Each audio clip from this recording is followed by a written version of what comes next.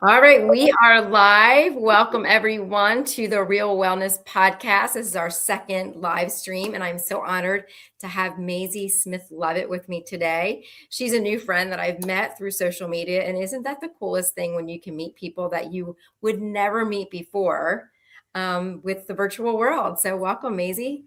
Hi, yes, thank you so much for having me. All right. So if you're new to this, what the Real Wellness Podcast is about is an authentic conversation. Obviously, it's live. So who knows what's going to happen? Who knows what's going to be said? But we're going to keep it real. I'm Jessica Moyer. I'm a wellness and leadership coach. And this is a space for real conversations with inspiring people who are living with authenticity, purpose, resilience, and intention, even through life's challenges. And wait till you hear Maisie's story, what she does. I'm so excited. And I'm going to read her bio so you know a little more about her. And because I just met her, I am excited to share this.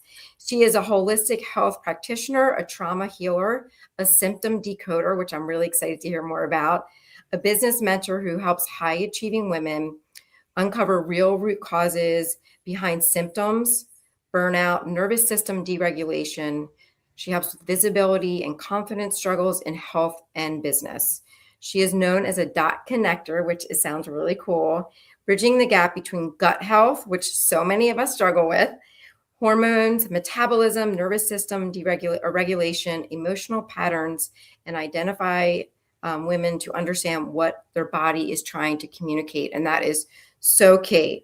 Through her unique body stress mapping, which I can't wait to hear more about, she helps women decode symptoms, release stored stress and trauma patterns, and reclaim their voice and overall transformation. So welcome, Maisie. And we're going to dive in right to our first icebreaker question, because sometimes I know our stories can be heavy. We all carry a cross. And so first I want to ask you, what is something that's bringing you joy in this season of your life? This season of my life, it's connections and collaborations, hands down. I know that I'm not in the space to do all the things I don't want to. So being able to connect with other people who have just unique talents, unique gifts, and being able to express that even on my podcast or in my Woman in the Room, that's amazing to me, where we can all work together and be able to support everybody in your audience and everybody else's audience. Yeah, I love that. I think we just need so much more of that in life. And Maisie and I met through a podcast group on Facebook. That's how we connected. Maisie, what is the name of your podcast? So the name of my podcast, I have two different ones. I have Signals from the Inside, which is just mine, and that's where we're going to talk more in the symptom decoding and what your body is trying to tell you. And then also have Empowering Female Leaders in Holistic Health, Relationships, and Career. So that's where I bring on other guests, and Jessica will get that opportunity as well. Yeah. So being able to bring on other guests and be able to spotlight their expertise. Awesome. All right. Well, I'm going to ask you the first question if you're cool with that. Yes. All right. Since I have this framework called the Real Health Framework, it's all kind of based on that. So where was there a moment in your life when everything felt flipped upside down, and how did that experience reshape your foundation and probably lead to what you do today? Well, I think we all have that story of something in our life that just brings us to this breaking point. So for me, my breaking point was going through a lot of health issues as a kid. I remember calling my mom every single day after school lunch, "Mom, my stomach hurts. I have a headache." And it was like, my mom just knew, I'm going to get that phone call today. Maybe I won't, but maybe I will. And in fact, it got to a point where the little nurse or whatever, the receptionist was like, "Your mama ain't coming to get you. You ain't making a phone call." And I was like, it's not that. I want her to know the food I'm eating is not supporting my body. So even at a young age, I knew that. I knew there was a connection there between what you eat and how your body responds. For me, that led into more gut issues. It led down the rabbit hole of a no-name autoimmune disease that took 10 years to get. And that just flipped my mindset. I remember going to that doctor that day and him telling me, you're going to live and die on this medication. I was like, no, I'm not. I hit that elevator button, never looked back. I kept saying to myself over and over, if I'm Native American and my family believed my heritage was all about food as medicine, we're going back to our original roots. And that's what I did. That led me to become a personal trainer, holistic nutritionist, holistic health practitioner. And I just kept diving deeper and deeper and deeper until I hit a point where trauma can cause a lot of blocks. And that's what I was seeing with a lot of clients. That's what I found with myself, hit a plateau. And it was almost like everything, it just stopped. Once I got to the point of really diving into the trauma patterns, it took a whole nother world. I think half of us don't even realize of what's deeper there. So, Yeah, and how it can affect your body. yeah, and it does. Well, and that's the point of symptom decoding, because every symptom has a story. And if you want to really get technical with it, every story deserves to be heard. Your story, somebody else's story, everybody's story deserves to be heard. Your voice, the way you communicate, the way your body communicates from organ to organ, system to system. It has a story, it has a way of operating, and everybody's different. So, what are we holding that's holding that back? Yeah, thank you for sharing that. I'm going to touch on the fact of you as a child realizing that your body wasn't feeling good based on the food you were eating. And there's so many people that struggle with identifying that or not knowing that, because you don't know what you don't know until Mhm. you know it. And the fact that as a child, you were like, I just don't feel well with the food I'm eating kind of blows me away, because so many people are eating foods that make them feel crappy and they just continue to eat them anyway. Mhm. So that's really cool. Tell me a little bit more about the autoimmune, because I think there's a lot of people watching who struggle with autoimmune diseases, and a lot of them don't have a name, or they're just told they're lumped into autoimmune. So what Mhm. were some of your symptoms that you experienced? I had a lot of fatigue. I had a lot of body aches, a lot of pains, chronic headaches and migraines, like migraines that would keep me down for days. I remember the longest I went for migraines, it was 6 straight days. And then I would get 1 hour break on that 7 day. And then it would right back. So diving deeper into that, why does my body hurt? Why do I feel like I'm never hungry, but I'm always tired, but I'm always wired? And I feel like I'm like the Energizer bunny that doesn't stop. The batteries just fall out, new ones just come back in. So getting to that point of that roller coaster really got me questioning what's deeper. And that was always my question. I was that kid in school who I'd raise my hand and ask why, and everybody was like, "No, don't answer her." But that was me, and that's what made me do a lot of just patterns. I recognize patterns very easily, and I'm always asking why. And I think that's the biggest question that people fail to ask, or they feel either bullied by their physician, or they feel bullied in the health and wellness space. And you're not doing it right. You need to push harder. You need just one more rep, or do the reps this way, or you're doing the exercise wrong. There's so much misinformation out there. And I think the biggest thing is, if when we, number one, start listening to your own body, what works for me versus what doesn't. And number two, it goes into, what is my body really trying to communicate? If this hurts and I'm not supposed to feel pain, I'm supposed to feel better, what's deeper going on? Always ask why. Yeah, you are speaking my language, because I'm a personal trainer as well. And I always tell my clients, if this does not feel right for your body or it creates pain, there's no pushing through. It's you stop, because Yes. there's a reason it is hurting. But yet the culture has taught us so often to push through the pain, and that creates a lot more issues. So I love that you touch on that.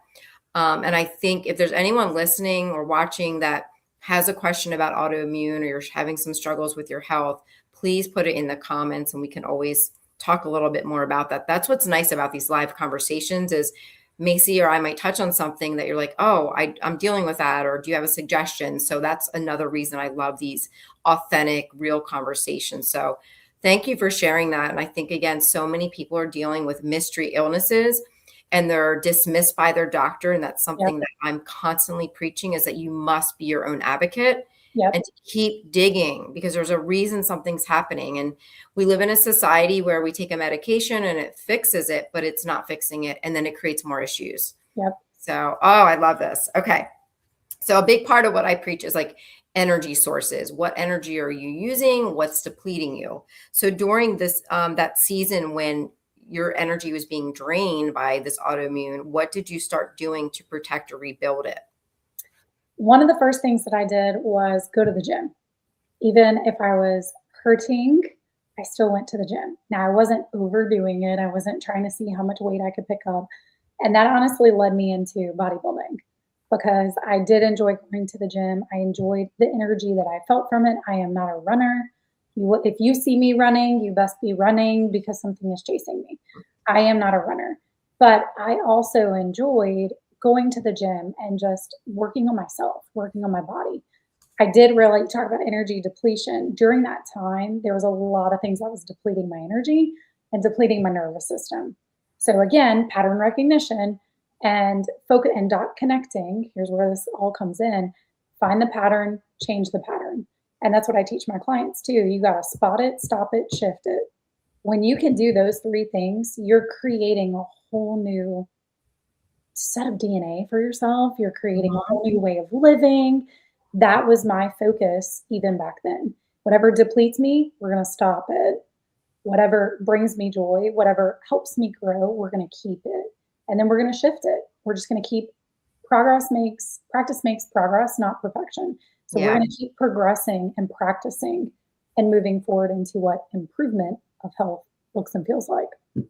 Yeah, that's so good. I had a client today, I trained virtually and we met. And of course, I had a set workout for her. And when we got on the call together, she just wasn't feeling like she was like, nope. I said, well, let's just do like stretching. And that's what her body needed. So Yeah. sometimes we have to just listen to our body, still move. Movement is key to longevity and health. But you have to honor where you are on that day specifically. So, all right. You probably experience this a lot with clients is they get analysis paralysis. They don't know how to move forward. They think they have to change everything at once. I deal with this so often, so they don't do anything. Yeah. So what's one small but powerful action that you took that helped you move forward, like in your journey? For me, it was small steps. I couldn't go. Now, I had a bigger vision because I'm a vision oriented person. I'm very outcome focused. So I knew this was the identity I want. And I want if you take anything from me today, take this identity piece. One of the biggest things that I teach my clients, even my business owners, it's all related to how do you identify? If you can write on one column, these are all the things I don't like about myself. Then on the other column, I want you to write the ideal woman or person that you desire to be. What are those qualities? What are those characteristics? And then start adopting little by little those pieces. I didn't want to be a person that was stuck on the couch. I didn't want to be a person who dealt with migraines. I didn't want to be a person who was struggling with all this autoimmune stuff. In fact, I didn't want that to identify me. And I don't. I'm glad they never gave me a name. I'm glad there was nothing there. I chose this is the woman that I want to be. This is the person that I want to become. This is the qualities I want to have.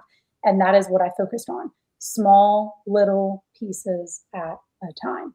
It was not this big overnight. We don't get Amazon Prime this way. Yep. You have to focus on little by little. This is what I'm choosing. If it was 1 month, I'm going to practice being whatever, more thoughtful, then that's what I'm going to put into practice. I'm going to be a woman who is thoughtful. I'm going to be a woman who is kind. I'm going to be a woman who is seen, not being afraid of being seen, whatever it was. Small little steps that got me there. But I had to identify where am I at right now and what do I Hmm. desire. Yeah, that is such a key takeaway for anyone listening or watching is who do you want to become? And who do you have to leave behind to move forward? And so many people get stuck, or like you said, they identify a certain way and they don't know how to take on a new identity because it's hard. It's not easy. And, So, and on that note, I'm going to say this: you don't have to leave that person behind. That person's going to come with you because that person made you who you are today. That's why I use the phrase spot it, stop it, shift it. We're not leaving it. We're not cutting it out. We're not, because sometimes that is an old version of us that we say, well, that got me here. She's still with me. She's not running the show. She's now behind the scenes. I get to step in the show and I get to step into the limelight. But I'm going to shift the small little pieces. And that, again, it goes into spot it, stop it, shift it. You make those small little shifts, you're creating a huge impact over time. You've become a new woman, a new person during that time frame. So we're not leaving her behind. She's still with us. We're just shifting the things that we maybe didn't care for in that version. So yeah. we became the next version, the next version, the next version to this version. Yep. And I think, like you said, the key is awareness. It's like we need to be aware of what we want to change first. Yep, And I love how you do that. And I'm sure that works really well with your clients. it does. It So, does. okay.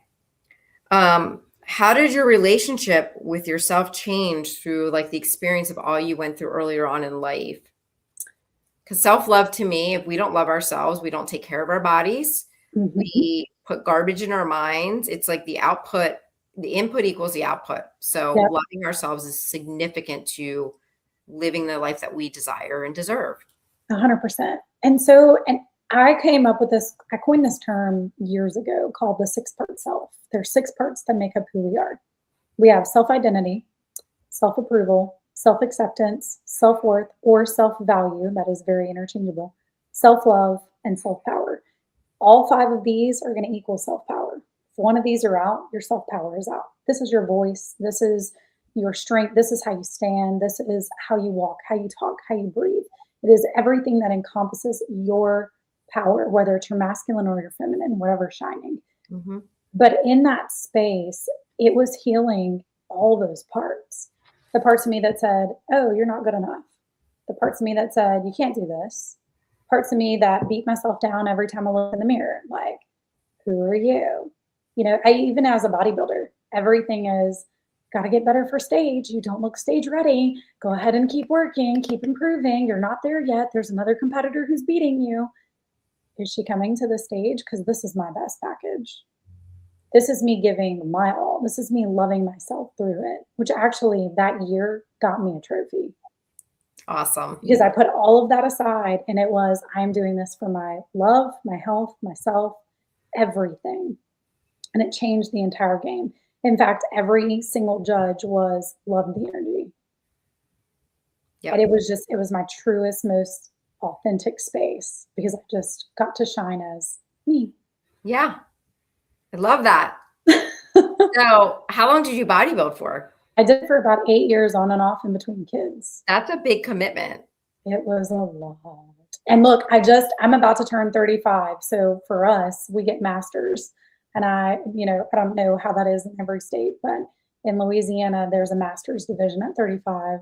And I was like, a year ago, I was promising, you got to hold off, you got to hold off, you got one more year, not quitting. And the moment that I released it, I actually lost 8 pounds that week. And my coach could not get my weight to drop for nothing. Wow. I was like, well. And then he goes, okay, you ready? I was like, no. We're going to sit here for a bit. Yeah, I work out at a bodybuilding gym and I am not a bodybuilder, but I love the machines. And just watching one of my friend's daughters just went through a bodybuilding competition and just the commitment That's a lot. it is a lot. And you have to be so sharp and you have to be so focused. And oh my gosh, the nutrition piece alone, I was like, yeah, I don't think I could. I think you have to want it very badly. The nutrition never bothered me. The workouts never bothered me. The biggest part was the mindset. It was the stop beating yourself up and start congratulating yourself every step of the way. Yeah. Instead of judging yourself. Like, Yeah. let them judge you. But Yep. then when I would get backstage, so many of the ladies, it was beating themselves up. You could see it. That energy just reeked everywhere. People were trying to be quiet. And I remember this one group, there's so many women, it was a show and it was a natural show. And so many women backstage were you could just hear it cutting themselves down left and right. And I was like, I'm sorry, but I did not sign up for this. Yeah. And we're not going to do this. We're going to love each other through this. We're going to congratulate every single person that has put through all the effort. I don't give a shit if you ate a brownie a week ago. Like, you made it here, and that's what matters. Yeah. We all need a Maisie in our life to cheer us on. Yes. Backstage at a bodybuilding. I mean, darn girl. Way to go. Way to go. I love that. All right. So what are your current non-negotiables when it comes to protecting your health, energy, and well-being, no matter how busy life gets? Because so many people, when life changes or shifts, something happens, it's like their health. If they were on this journey, it's like this, because that's not the most important. So what are some non-negotiables for you that maybe like someone listening could be like, oh, that sounds like a great idea? My first non-negotiable is my quiet time. My kids even honor and respect that. I've been doing this every single day, journaling every single morning since 2015, January 1st, 2015. And it is a commitment I have made to myself. We have not stopped. My kids who grew up watching, Mommy, what are you doing? Mommy, can we do this? Mommy, can you just fix me breakfast? Mommy, I'm just like, I'm dying right now. No, you can give Mommy 10 minutes. Mommy takes care of Mommy in these 10 minutes. Then Mommy can take care of you. And I think the biggest piece is when we get caught up in that, because my clients have been here too, oh, but I got to take care of my kids. That's my job. Selfless is the best way. You're not selfish for taking care of yourself. It is selfless act. Because if your health is not top par, who's taking care of the kids? Mm-hmm. And what kind of mom are you when you show up? I wasn't the best mom. I was a frustrated, yelling mom, like, what are we doing? Can we get it together? Yep. Meltdowns are making me melt down. So it became a space. My quiet time was my space of it's me. I need to have a relationship with myself. I get to sit here and focus. These are the qualities of the mom that I want to be. The mom who's present, the mom who puts her phone down, the mom who gets down on your level. Tell me what's wrong. The mom who's there to solve your problems and not solve your problems. And I'm going to make you resilient and strong and independent to do it yourself. You're not going to always have Mommy, but Mommy's going to give you all of Mommy because here's what I look at. You think of it like a cup. If I fill this cup up, it's going to overflow. This is my biggest cup. This is me. If I've got all these little cups around me, when this overflows because I took care of myself, it's now flowing into everything else around Such a good visual. Yep. It's going to. So it's going to flow out and flow in and through other people. That is what I want to provide for everybody else. So number one is my quiet time. Number two is taking care of my health. Again, if I don't take care of me, then who's taking care of my kids? What kind of mom shows up to take care of my kids? And I care about the legacy that I leave behind. I don't want my kids being in their 30s being like, nope, sorry, Mommy's busy, Mommy's tired, Mommy's this, Mommy's that, because that's what we're supposed to do. No, that's because that's what I taught you. Mm-hmm. So I'm going to teach you something different. Kids listen to us based on what we teach them. Not they could give two craps what we say. So focus on also complimenting your kids in the things that they do, because I do that too. Celebrate yourself, celebrate them. So my quiet time, my health, and then body movement. Get up and do something. If I'm not going to the gym, and look, my gym has changed. I don't bodybuild anymore, so I'm not in the gym 6 or 7 days a week. I am there 3 to 4 days, and I commit to that. Mm-hmm. It may not be the super heavy day. It may not be the super overpowering. Oh, we got all the strength. Look at this. It's not going to be those days. Some days it's just going to be, how do I make it out of here alive? Yep. And I'm going to do the things that serve and support my body, but I'm not going to keep pushing through, and I'm not going to keep beating her down and punishing her. I'm going to keep living and lifting her up. So those are my top 3 negotiables. You're speaking my language so much, and you nailed it, because I owned a gym for 5 years, and there's so many moms that we're so depleted because we are taught that everyone else comes first, right? And we're last. And that's not the case, because if, like you said, if you're not filling yourself up, if you're not taking care of yourself, you're getting the worst version instead of the best version. And so I hope someone listening is like, I need to start doing this for me first. And it's not selfish. So, and you're teaching your kids how to take care of themselves and get healthier and all of that. My kids know, like, they get healthy food. I make their lunch every day for school, and they might sometimes trade it for something else. Mm-hmm. But they know, Mommy, I feel better whenever you feed me. Yeah. Things. Good. Yeah. We're taking note. Yeah. Moderation, not deprivation. I like to have a piece of chocolate every night. I'll have a martini, but it's how much you're having of it. Yeah. And yeah. Okay. One last question. What is one thing you want every listener to take away from this conversation? And I know you've said some really good little bits throughout it. So if there's one thing, if like they're listening, that you're like, this is something that's helped me so much, or this is a tip that all my clients feel like is the best, what would that be? I'm going to pose it as a question. How do you want to be known? And what do you want to be known for? Legacy. Legacy. That's it. It's all about how do you want to be known.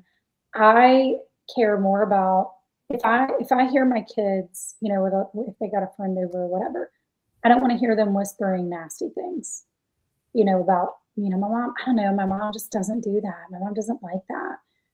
I want them to say, oh, well, my mom does this. This is what I love about my mom. This is what I love getting to do with my mom. Again, the legacy that I leave behind is going to help the next generation, the next generation, the next generation, because I've broken a legacy from before. There was a huge shift in what happened before to where we are now. And I always ask, who do I want to be known as? What do I want to be known for? Who do I want to be known for? Yeah. And that's the one question that literally every time I level up, every time I go through so many changes in my life, seasons, everything, that's the next question.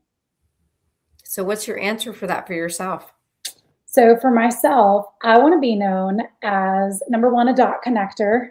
So Yes. because that's a huge piece. I love patterns and I love being able to show other people the things that nobody else taught them, the things that nobody else teaches them, the things that people dismiss. Your doctors who dismiss you are probably like other people in your life from your past who dismissed you. So let's break that cycle, break all the cycles and the patterns. And again, it's that I want to be known as the legacy maker, the next person that just helps you become the person you want to be. Yeah. That's so awesome, Maisie. This is why I chose you when I read your like application and your answers. I'm like, oh my gosh, she's speaking so much of what like is so meaningful to me and how I truly live my life. I'm a Ziglar coach, and that's a big part of what Zig Ziglar promoted is like your legacy in life, like hope and encouragement for people. And you are doing that. So I hope that you know that. And then Thank you you. probably do, Yes. because what I love is that you're so confident in what you're saying, and I know that belief is there and you're so authentic, and I just love and connect with women like you so much. So I appreciate you sharing your heart and your wisdom and keeping it real. And yeah, I look forward to like sharing on maybe on your podcast. But what I'll do for anyone watching and you hear Macy's story is that I will put all of her information in the comments so you can connect with her, follow her, reach out to her if there's something that resonated with you, because this is what it's about. It's community and supporting and lifting one another up. And so I just appreciate you so much. Thank you. All right. And we are going to end it there. But Macy, stay on.